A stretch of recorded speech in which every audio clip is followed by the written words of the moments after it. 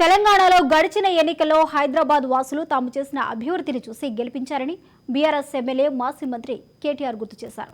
ప్రజలు బీఆర్ఎస్ పార్టీకి 2 సార్లు అవకాశం ఇచ్చారు. ఈసారి ప్రతిపక్షంలో ఉండమని సూచించారన్నారు.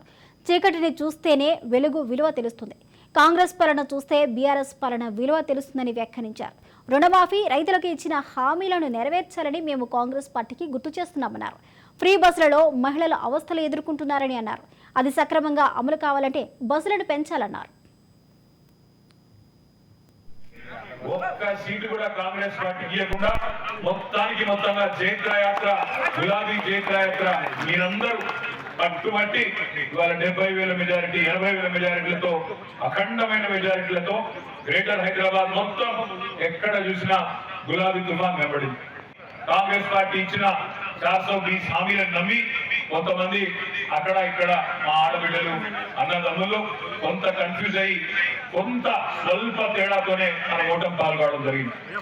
కాంగ్రెస్ పార్టీకి 38.85% ఓట్లు వస్తే మనకు 37% ఓట్లు వచ్చినాయంటే 1.85% తేడాతో మాత్రమే మనం ఓటమి పాలైనాం.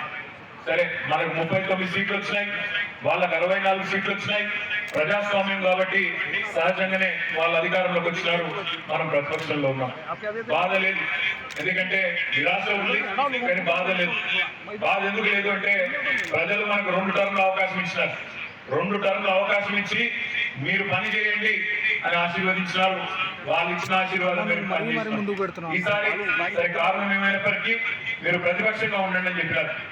అన్ని ఆలోచించి అన్ని విచారించి ఒక్క సీటు కూడా కాంగ్రెస్ పార్టీకి ఇవ్వకుండా మొత్తంగా జైత్రయాత్ర, గులాబీ జైత్రయాత్ర మీరందరూ పట్టుబట్టి ఇవాళ 70,000 మెజారిటీ, 80,000 మెజారిటీలతో, అఖండమైన మెజారిటీలతో గ్రేటర్